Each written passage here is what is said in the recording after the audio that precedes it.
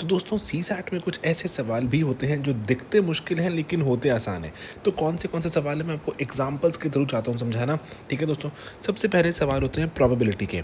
हमें देखने में लगता है कि अरे प्रोबेबिलिटी का सवाल पूछ लिया, छोड़ देते हैं, मुझे आता नहीं। तो लेकिन प्रोबेबिलिटी बहुत सरल तरह से काम करती है। कई सवाल तो बहुत आसान होते हैं, बच्चे मिस कर देते हैं, मिस मत कीजिएगा। ओके, यहाँ कह रहे हैं राम और श्याम इंटरव्यू देने के लिए गए, मल्टीपल वैकेंसीज हैं, दोनों को इकट्ठे सेलेक्ट करने की भी कोई ऐसी कोई टेंशन नहीं है, सिलेक्ट हो सकते हैं। ओके, राम के सिलेक्ट होने की प्रोबेबिलिटी कुछ है, शाम की कुछ अलग है। ओके, आपको पूछा गया कि एक only one of them is selected. देखो, इस तरह के सवाल अगर पूछे गए कैसे अटेम्प्ट करें, मैं आपको चाहता हूँ समझाना। देखो, मान लो ये है राम जी की बात हो रही है, ये है श्याम जी की। सिलेक्ट होने की चांस कितना है इनका, ये है 2/5, इनका कितना है 3/7। ना सिलेक्ट होने का कितना हुआ इनका, 1 में से माइनस कर दें अगर, तो कितना बचा 1 - 2/5 3/5, 1 में से 3/7 माइनस किया, कितना बचा 4/7। ओके, अब क्या क्या प्रोबेबिलिटी है कि एक बार है कि राम भी सिलेक्ट श्याम भी सिलेक्ट, एक बार प्रोबेबिलिटी है राम सिलेक्ट श्याम रिजेक्ट, या फिर राम रिजेक्ट श्याम सिलेक्ट, या दोनों ही रिजेक्ट। ओके, अब इस केस का क्या मतलब बना दोस्तों कि हमसे पूछा गया मान लो कि क्या प्रोबेबिलिटी है दोनों सिलेक्ट हो जाएं, तो हम बोलेंगे सर 2/5 उनकी एंड 3/7 उनकी, मल्टीप्लाई किया, कितना आ गया 2 और 3 मल्टीप्लाई हुआ 6 एंड 5 और 7 मल्टीप्लाई हुआ 35। ठीक है, 6/35 है कि दोनों ही सिलेक्ट हो गए। ओके, दोनों ही रिजेक्ट हो जाए इसकी प्रोबेबिलिटी क्या है ये भी देख सकते हो आप। ठीक है, दोनों रिजेक्ट होने की प्रोबेबिलिटी क्या है 3/5 उधर उनकी, मल्टीप्लाई बाय 4/7, कितना बना 3 and 4 12 एंड 5 और 7 कितना बना 35। ओके, तो ये है इनके रिजेक्ट हो जाने की। अब आप इसकी प्रोबेबिलिटी निकालिए, इसकी निकालिए, दोनों को ऐड कर देंगे निकाल कर। ठीक है, जो राम के सिलेक्ट होने की प्रोबेबिलिटी कितनी थी 2/5 एंड शाम के रिजेक्ट होने की कितनी थी 4/7, ये निकाली। यहाँ पर जो भी आंसर कितना आया 2 और 4 बना 8, 5 और 7 बना 35। ओके, 835। एंड यहाँ पर देखो, यहाँ पर बोला गया कि शाम की रिजेक्ट होने की कितनी है 3/5 एंड शाम के सिलेक्ट होने की सॉरी जो शाम के सिलेक्ट होने के 3/7 है, मल्टीप्लाई किया 3 और 3 बना 9, 5 एंड 7 बना 35, 935 ऐड किया 8 और 9 17, तो ये बन गया 17/35। ये है दोनों में से एक कोई सिलेक्ट होगा, चाहे एक बार राम हो गया एक बार शाम हो गया। ठीक है, अब आप तीनों को ऐड करके चेक कर लीजिए, 6 और 8 जो 6 और 17 हुआ 23, 23 एंड 12 हुए 35, 35 डिनोमिनेटर 35, 35/35 टोटल आ गया 1। ठीक है, तो आप इसको मल्टीप्लाई तरह से चेक कर सकते हैं कि एक सिलेक्ट हो जाए दोनों सेलेक्ट हो जाएं तो क्या आंसर निकल सकता है। मैंने सभी पॉसिबिलिटीज यहाँ पे आपको दिखा दी। डरना नहीं है ऐसे सवालों से, सिंपल सवाल होते हैं, तो इसलिए इसको आप समझ सकते हैं। ओके, दूसरा आता है टाइम एंड वर्क, कि राम और श्याम ने डिसाइड किया कि एक घर बनाएंगे मिलकर, एंड दोनों ने इकट्ठे 9 दिन काम किया, 45% काम कर दिया। उसके बाद सोचा कि ऑल्टरनेट करेंगे हम काम, एंड एक दिन आप करो एक दिन मैं करता हूँ, कितने दिन में रिमेनिंग हाउस बन जाएगा। एंड देन ठीक है, ये आपसे पूछा गया। देखो, राम और श्याम मिलकर जब काम कर रहे थे तो 45% काम ख़त्म कर दिया उन्होंने, 45% काम 9 डेज़ में। ठीक है, 9 दिन में। एक दिन में कितना कर देंगे, इसको डिवाइड करके देखा, 5% काम ख़त्म हो रहा है। ओके, एक दिन राम एक दिन शाम, एक दिन राम एक दिन शाम काम करे तो 2 दिन लग जाएंगे, लेकिन काम तो 5% ही हो जाएगा। ठीक है, तो मतलब राम और शाम मिलकर जब काम कर रहे हैं तो 5% काम हो रहा है जब ऑल्टरनेट काम कर रहे हैं, लेकिन ये 2 दिनों में हो रहा है। बात थोड़ा ध्यान देने वाली है, 2 डेज़ में।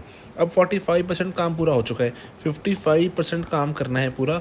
5% से अगर हम डिवाइड करके देखें, दैट मीन्स 11 ऐसे राम और शाम के पेयर लगेंगे, मतलब 11 × 2 कर दें, 22 दिन और लगेंगे। जो भी ऑप्शन होगी ना 22 दिन। अगर और पूछा गया how long would it take for them to build the entire house, अच्छा जी, एंटायर हाउस बनाना होता तो कितने में बना लेते। ठीक है, तो आप देख सकते हैं 22 और 5 जो सॉरी 22 और 9 मिलाकर 31 डेज़ में पूरा घर बन जाएगा। ठीक है, तो इसमें ना हमारे पास इन्फॉर्मेशन बहुत कम थी, लेकिन आंसर आराम से निकलता है। ऐसे सवालों को देख के डरना नहीं है कि 2 इक्वेशन नहीं बन रही, कैसे करें। ओके, देन डिविजिबिलिटी और प्रोबेबिलिटी मिलाकर सवाल बनाए जाते हैं। आपसे कहा गया, जैसे ये सवाल बहुत कॉमन तरह का होता है कि 3 डिजिट नंबर जो आपसे कहा गया 1 से लेकर 5,000 के बीच में, सर चाहे 1 से 5,000 का हो, चाहे 1 से 10,000 का हो, चाहे 1 से 2 लाख का हो, 3 डिजिट नंबर तो वही है। कहाँ से शुरू होते हैं 3 डिजिट नंबर, 100 से शुरू होते हैं, कहाँ तक जाते हैं 999 तक। कितने नंबर होते हैं, कई बार ना बच्चे कैलकुलेट करते हैं 999 से लेकर 100 तक, माइनस करके देखा 899 नंबर होंगे, नहीं 899 नहीं होंगे। कैसे चेक कर सकते हो आप, मान लो आपसे मैं बोलता कि 100 से लेके 101 तक कितने नंबर हैं, सर आप सर 100 से 101 तक मतलब कितने 3 डिजिट नंबर हुए, 2 नंबर है सर, क्योंकि एक 100 है एक 101 है। अगर माइनस करता मैं 101 में से 100, एक बचता, लेकिन दैट मीन्स मैं 100 को निगलेक्ट कर रहा था, तो एक में हमेशा एक ऐड करना होता है, 2 हो जाते हैं। ऐसे ही 999 से लेकर 100 तक कितने 3 डिजिट नंबर हैं, 899 में एक ऐड किया 900 नंबर हैं जो 3 डिजिट हैं। ओके, आपसे पूछा गया कि सर 9 से डिविजिबल वाले कितने होंगे। सबसे पहला वाला जो जो हमारा 3 डिजिट नंबर जो 9 से डिवाइड होगा, मैंने चेक किया 108 है, आखिरी वाला तो 999 ही है।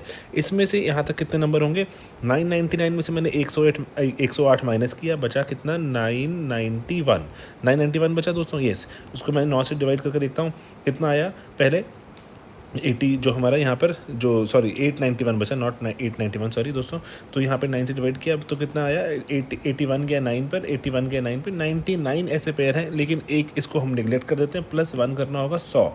दोस्तों 100 ऐसे नंबर हैं जो 9 से डिवाइड होंगे एंड 1 से लेके 5000 के बीच में 3 डिजिट नंबर भी हैं। 100 ऐसे नंबर होंगे, ठीक है। तो ऐसे सवालों से घबराना नहीं है, देख के लैंग्वेज एक्सेट्रा।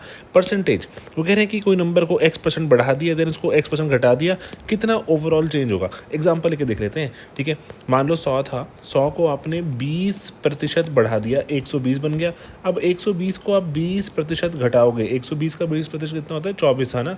24 माइनस कर देते हैं यहाँ से 120 में से, कहाँ पहुँच गए 96 पर। तो कितना % लॉस हो गया, 4% नीचे आ गए। और एग्जाम्पल लेके देखते हैं, 100 को मैंने 10% बढ़ा दिया, 110 पर आ गया। इसको मैं अगर 10% माइनस करूँगा, 110 का 10% कितना हुआ 11, तो 11 माइनस करना पड़ेगा, पहुँच गया 99 पे। ओके, तो मतलब क्या निकल के आ रहा है, 10% का मैंने जब किया तो 1% का घाटा नज़र आता है, जब 20% किया तो 4% का। तो फॉर्मूला क्या निकल कर आता है, जो भी यहाँ पे परसेंटेज है ना, उस परसेंटेज का स्क्वायर किया, x का स्क्वायर किया बटा 100 कर दिया, उतने का घाटा होता है, उतना हम पीछे आ जाते हैं, ठीक है। 20 था, जब 20 का घाट जब था तो कितना बन गया 400, 400 बटा 100 इज़ -4% है ना। तो इसीलिए जब नंबर को आप x से बढ़ा देंगे, x से ही घटा देंगे, तो आप x का स्क्वायर करके अपॉन 100 इतना परसेंटेज पीछे आ जाएंगे माइनस, ठीक है। तो इसका ध्यान रखना, इसको यूज़ करना, आपको पेपर में काम आ जाएगा। ओके, एक और सवाल दिखाता हूँ, ठीक है। जो बच्चे जिससे घबरा जाते हैं, वो लिखा हुआ है 15 वर्कर्स एक जो बिल्डिंग बना सकते हैं 15 story high and 15 tools use करके 15 दिनों में। आपसे पूछा गया कि 12 workers 12 story high building 12 tools use करके कितने बनाएंगे। देखो 12 वर्कर्स 12 टूल्स 15, जो यहाँ पे वर्कर्स 15 टूल्स, तो नहीं, ये टूल्स इरेलीवेंट हो गए, कोई काम की बात नहीं हो रही है, क्योंकि हर वर्कर को एक टूल पकड़ा दिया आपने, काम हो गया है ना। तो हमें पूछा गया, हमें बताया गया कि 15 वर्कर 15 दिन में काम करते हैं तो 15 स्टोरी बिल्डिंग बन जाती है। तो 15 वर्कर 15 दिन तक काम करते हैं तो 15 हमारे फ्लोर्स या 15 स्टोरी हाई बिल्डिंग बन जाती है। दैट मीन्स हम बोले तो एक वर्कर डे में 15 डिवाइड किया, 1/15 फ्लोर बन जाता है। या फिर आप ऐसा भी कह सकते हैं कि अगर इसको मैं 15 के ऊपर ले जाऊँ कि एक फ्लोर बनाने में मेरे 15 वर्कर डेज लगते हैं, ठीक है। 15 वर्कर डेज लगते हैं एक फ्लोर मुझे बनाना है। अब कितने बनाने हैं सर मुझे फ्लोर्स, सर आपको 12 मंजिलें बनानी है, तो मल्टीप्लाई बाय 12 करके देखूँ, 180 वर्कर डेज लगेंगे, ठीक है। इतने 180 वर्कर डेज, कितने वर्कर लगे हुए हैं सर, 12 लगे हुए हैं। तो 12 को 180 से डिवाइड किया, कितना बचा 15 वर्कर। तो सर 15 वर्कर लगेंगे जो मेरे, या फिर जो सॉरी 15 जो 12 वर्कर्स थे, 15 डेज लगेंगे मेरे ये काम पूरा होने में। तो 15 days would be your answer. तो ऐसे सवाल हैं कहीं जो percentage, divisibility, time in work, probability and ऐसे हमने बहुत सारे सवाल सॉल्व किए हैं। अगर आपको थोड़ा कॉन्फिडेंस की थोड़ी सी कमी है तो मैं चाहूँगा बस थोड़ा एक बार देख जाएंगे ना, सवाल पेपर में सॉल्व कर पाएंगे। मिस मत करना ये वाले क्वांट की चीज़ें, ठीक है, क्योंकि डुएबल होती हैं, बस थोड़ा सा शांत दिमाग से काम करना है, डुएबल वंस को ढूंढना है एंड अटेम्प्ट करना है। कई बार देखने में लगता है बहुत आसान सवाल, मुश्किल होता है, मैं पहले भी रिपीट कर रहा हूँ, मुश्किल होता है, तो उसको छोड़ के आगे बढ़ो। थोड़ा टाइम लगाया, नहीं क्रैक हो रहा है, नहीं निकल रहा, अरे छोड़ो, आगे बढ़ो, आगे मिल जाएंगे ऐसे सवाल जो 100 से लेके 120 के बीच में आपका अच्छा खासा अटेम्प्ट करवा देंगे एंड ओवरऑल आपके 70-80 नंबर भी आ जाएंगे, सीसैट तंग नहीं करेगा। तो बस यही छोटी सी गुजारिश है आपसे कि डरे मत, काम रहें एंड डुएबल सवालों को ढूंढें एंड दोस्तों सीसैट क्रैक करो यार, आराम से पेपर क्रैक करो, मेंस में मिलेंगे। ऑलराइट, चलिए बाय बाय।